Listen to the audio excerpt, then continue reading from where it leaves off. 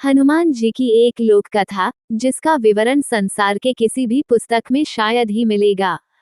कथा का आरंभ। जब बाली को ब्रह्मा जी से ये वरदान प्राप्त हुआ कि जो भी उससे युद्ध करने उसके सामने आएगा उसकी आधी ताकत बाली के शरीर में चली जाएगी और इससे बाली हर युद्ध में अजेय रहेगा। सुग्रीव, बाली दोनों ब्रह्मा के औरस वरदान द्वारा प्राप्त पुत्र हैं और ब्रह्मा जी की कृपा बाली पर सदैव बनी रहती है। बाली को अपने बल पर बड़ा घमंड था। उसका घमंड तब और भी बढ़ गया जब उसने करीब करीब तीनों लोकों पर विजय पाए हुए रावण से युद्ध किया और रावण को अपनी पूंछ से बांधकर 6 महीने तक पूरी दुनिया घूमी। रावण जैसे योद्धा को इस प्रकार हराकर बाली के घमंड का कोई सीमा न रहा। अब वो अपने आप को संसार का सबसे बड़ा योद्धा समझने लगा था और यही उसकी सबसे बड़ी भूल हुई। अपने ताकत के मद में चूर एक दिन एक जंगल में पेड़ पौधों को तिनके के समान उखाड़ फेंक रहा था, हरे भरे वृक्षों को तहस नहस कर दे रहा था, अमृत समान जल के सरोवरों को मिट्टी से मिलाकर कीचड़ कर दे रहा था। एक तरह से अपने ताकत के नशे में बाली पूरे जंगल को उखाड़ कर रख देना चाहता था और बार बार अपने से युद्ध करने की चेतावनी दे रहा था। है कोई जो बाली से युद्ध करने की हिम्मत रखता हो? है कोई जो अपने माँ का दूध पिया हो जो बाली से युद्ध करके बाली को हरा दे? इस तरह की गर्जना करते हुए बाली उस जंगल को तहस नहस कर रहा था।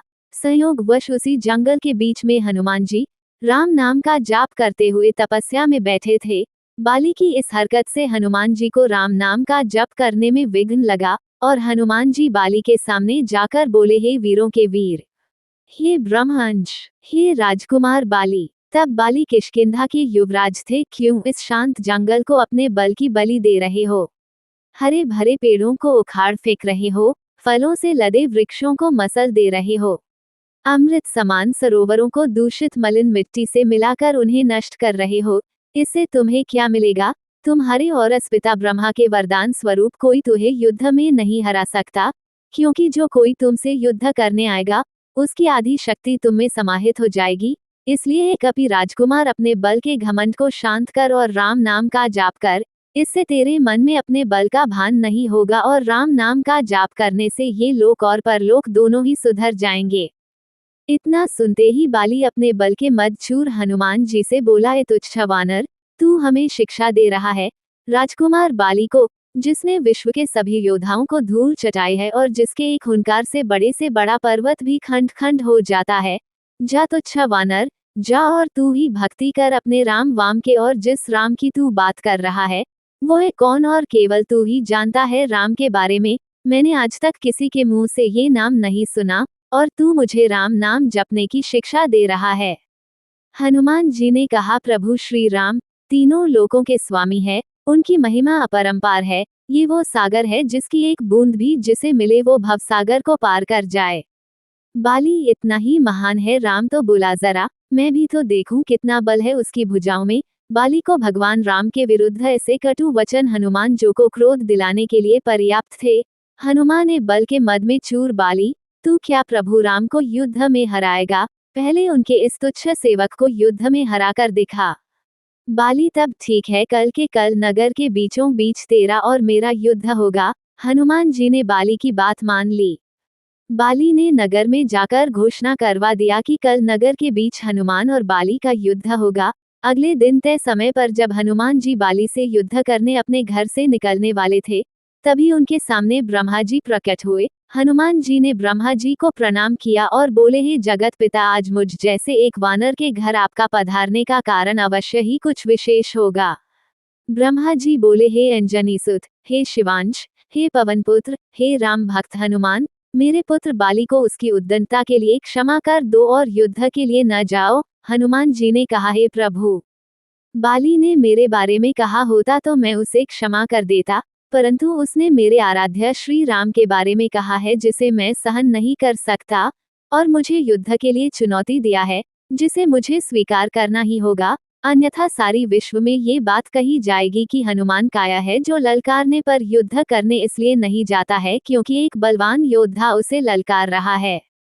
तब कुछ सोचकर ब्रह्मा जी ने कहा, ठीक है हनुमान जी, पर आप अपने साथ अपनी समस्त शक्तियों को साथ न लेकर जाएं, केवल 10वां भाग का बल लेकर जाएं, बाकी बल को योग द्वारा अपने आराध्य के चरणों में रख दे। युद्ध से आने के उपरांत फिर से उन्हें ग्रहण कर लें। हनुमान जी ने ब्रह्मा जी का मान रखते हुए वैसे ही किया और बाली से युद्ध करने घर से निकले। उधर बाली नगर के बीच में एक जगह को अखाड़े में बदल दिया था और हनुमान जी से युद्ध करने को व्याकुल होकर बार बार हनुमान जी को ललकार रहा था। पूरा नगर इस अद्भुत और दो महायोद्धाओं के युद्ध को देखने के लिए जमा था। हनुमान जी जैसे ही युद्ध स्थल पर पहुंचे, बाली ने हनुमान को अखाड़े में आने के लिए ललकारा। ललकार सुनकर जैसे ही हनुमान जी ने एक पाँव अखाड़े में रखा, उनकी आधी शक्ति बाली में चली गई। बाली में जैसे ही हनुमान जी की आधी शक्ति समाई, बाली के शरीर में बदलाव आने लगे। उसके शरीर में ताकत का सैलाब आ गया। बाली का शरीर बल के प्रभाव में फूलने लगा। उसके शरीर फटकर खून निकलने लगा। बाली को कुछ समझ नहीं आ रहा था। तभी ब्रह्मा जी बाली के पास प्रकट हुए और बाली को कहा, पुत्र, जितना जल्दी हो सके यहाँ से दूर, अति दूर चले जाओ। बाली को इस समय कुछ समझ नहीं आ रहा। वो सिर्फ ब्रह्मा जी की बात को सुना और सरपट दौड़ लगा दिया। 100 मील से ज्यादा दौड़ने के बाद बाली थककर गिर गया। कुछ देर बाद जब होश आया तो अपने सामने ब्रह्मा जी को देखकर बोला, ये सब क्या है? हनुमान से युद्ध करने से पहले मेरा शरीर का फटने की हद तक फूलना, फिर आपका वहां अचानक आना और ये कहना कि वहां से जितना दूर हो सके चले जाओ, मुझे कुछ समझ नहीं आया। ब्रह्मा जी बोले, पुत्र, जब तुम्हारे सामने हनुमान जी आए तो उनका आधा बल तुम में समा गया, तब तुम्हें कैसा लगा?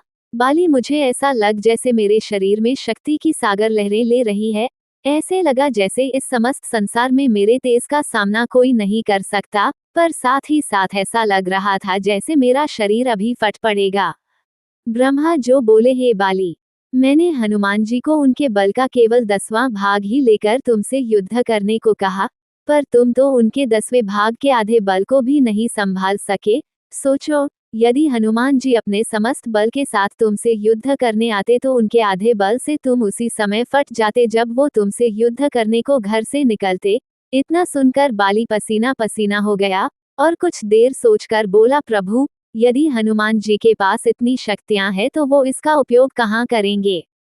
ब्रह्मा, हनुमान जी कभी भी अपने पूरे बल का प्रयोग नहीं कर पाएंगे, क्योंकि ये पूरी सृष्टि भी उनके बल के 10वें भाग को नहीं सह सकती।